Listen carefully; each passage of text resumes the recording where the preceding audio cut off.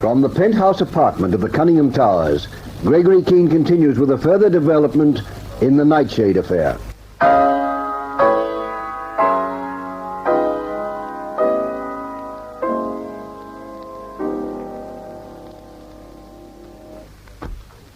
Our fortunes in this duel with the NightShade ring have seen some changes in the last 12 hours, and as far as I can tell at the moment, for the better. Our gamble with Huberman on the river came off. The story's in all the newspapers, and Huberman thinks the three of us were killed in the shooting. We're reasonably sure of that because he's taken the tap off Evelyn Channel's phone. So for the first time, we can communicate with her without having to run the gauntlet of the NightShade gunman or the Poinsettia Club guard. We're based on Sherry's apartment again, with a permanent police watch on the garage entrance and the penthouse door, keeping under cover by day, of course, and showing no lights at night. And we're laying the groundwork for what could be the winning move. Check and checkmate. You see, the NightShade gang don't know cuts. We're going to get him inside the ring itself, working for them, and I'm waiting now on the CIB fellow Murray. Well, it's just on 9. All the curtains are drawn. But you can't draw a curtain between yourself and your personal ghosts. Where's Murray? Keene, honey. Can't you slow down even for 5 minutes? Sherry, I've hardly moved a muscle for an hour. Only to wear a track up and down the carpet, smoke a dozen cigarettes, and work your way through half a bottle of Squareface. Well, we're marking time. Murray was due 10 minutes ago. Have you forgotten who else we're expecting tonight? Dr. Eugene Collins. Yes, he's due to have a look at Cut's arm. No, I haven't forgotten. You don't like him, do you? Not a great deal. You see, he's the sort that'd spy on you, because it was his duty to protect you from yourself. He'd be high-handed and give you lectures about the chap you danced twice with at the yacht squadron. And last thing at night, he'd natter about the sanctity of marriage in the home. Would you care if I did marry the guy? I find the idea perfectly appalling. He's the sort of person who generally gets what he goes after. And you're standing right in his way. I'll be happy to meet him at dawn. Keene, honey, listen to me. I'm not trying to be dramatic. But Gene Collins has wanted to marry me for a long time. He takes it for granted. And what do you expect him to do? Shoot at me from behind the potted palms? I don't know. Maybe I'm making a fool of myself again. You're not. But you can relax. I'm miles ahead of you. That could be Murray. Listen. Lights out, Cuts. That's the idea.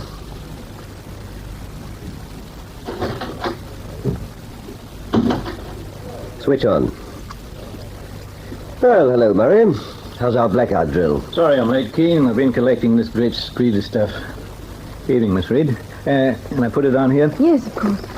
The dossier on Felix Huberman and Carlotta Magnani. Yeah? And what does it tell you? Nothing.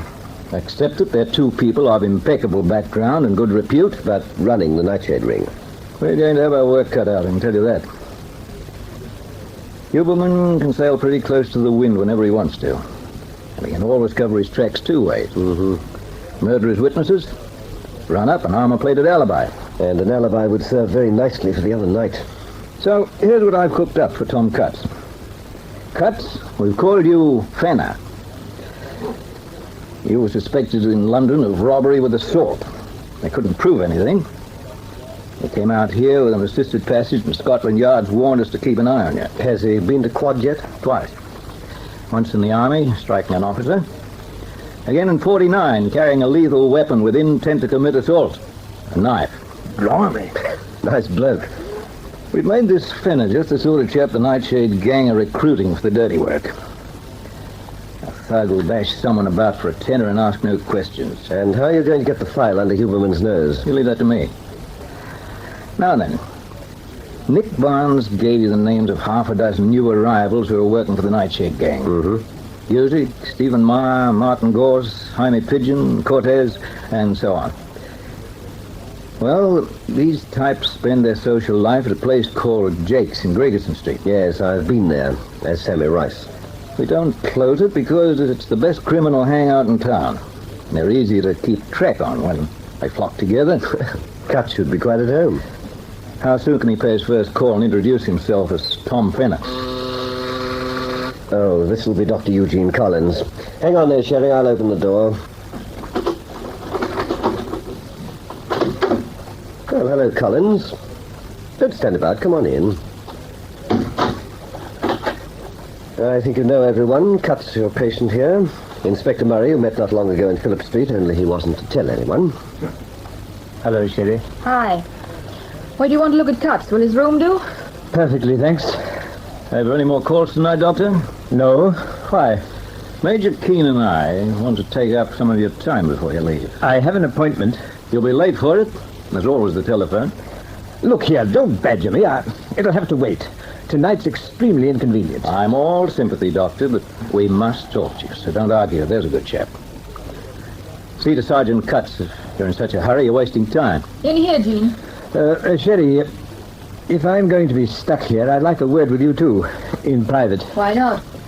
Just look after Cuts first. All right, Cutts, lead the way.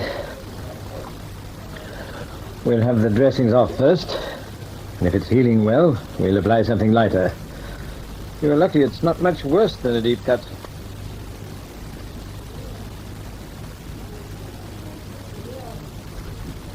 Well, here we are, Jean.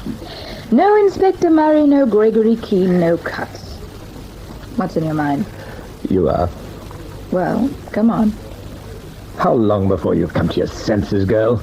How long before you stop ruining your life and throw those two out of the house? You still want to protect me. I want to protect you from your own headstrong impulses, girl. Look what you're letting them get you mixed up in. And it's not right. Oh, Sherry, when I think of you and Keene at that river house, I could strangle him in front of you. If I weren't a big girl, Collins, you'd get this gin in your face. I don't know, Sherry. I try to say the right thing, and all I can do is shove my foot in it. We used to get along. If this other fella hadn't shown up, we'd have been married this year. What's happened to you? You know what happened. Keene came through my door. Well, I seem to be flogging a dead horse, don't I? But do get the idea, Sherry. I'm terribly fond of you. I always will be. Tell me. I'm crawling on the floor a bit, but tell me. If this infatuation with Keene comes to nothing, if it doesn't go too far, what about us then? Ask me if and when. So long as we're not washed up completely. What do you want me to say? That I'll marry you if I can't get Keene? Would you? You might have a show. You'd have me on the bounce if that was any good to you. Look, Jean, this soul-searching's quite revolting, and they're waiting for you. Could we call it a day? Yes, we'll call it a day. And now that I'm a little wiser, I'm sorry I went to the police. But I thought Keene was Rice the murderer.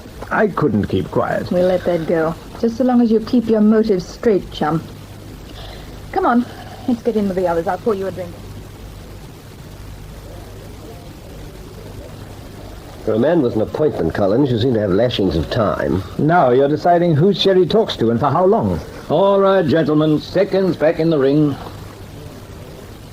Dr. Collins, have you been reading the papers? Who hasn't? Then I don't have to explain that Sammy Rice and the two other dead bodies found in the speedboat on the Hawkesbury are Major Keene here, Tom Cutts, and Miss Reed. Who's playing charades with whom? We're playing charades with the NightShade wing. What? No black hand? It's not funny. We've gone to a lot of trouble to make certain people believe Major Keene and the others are dead. They have to go on thinking it. And where do I come in? Outside some senior officers of the force and myself, no one knows Keene's actually alive but you. And they're prepared to do literally anything to butcher Keene. He's only safe while they think they've already got him out of the way. So I'm to keep quiet, eh? You're to keep quiet. They don't only want me, Collins. If you let what you know get around, you can be sure of one thing. You'll pick up your paper one morning and read that Sherry's been murdered. Only this time it'll be true. You can rely on me. But I would like to know who in particular mustn't learn you're alive. The man at the top of the NightShade ring. The man who's building the most dangerous criminal organization we've ever had in this country. A security chap by the name of Felix Huberman. Never heard of him. And I hope I never do. I don't want to be mixed up in this sort of thing. It's out of my line. And, is that the lot? Yes, Dr. Collins, that's the lot. I'll let you out. Good night, Sherry. Don't forget what I said. I won't. Good night. So long, Keene. So long, Collins. So the Nightshade ring will do anything to kill Gregory Keene. And the name's Felix Huberman. That's all I want to know.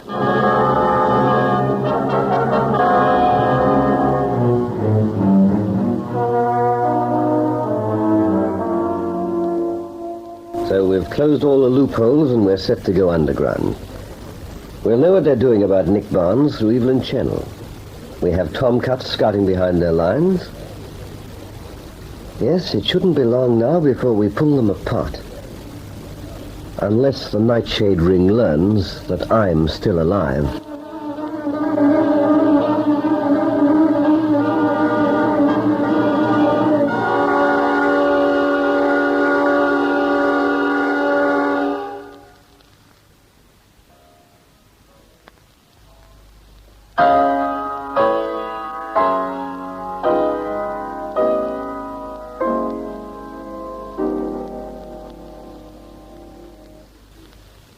Why is Dr. Collins interested in Huberman?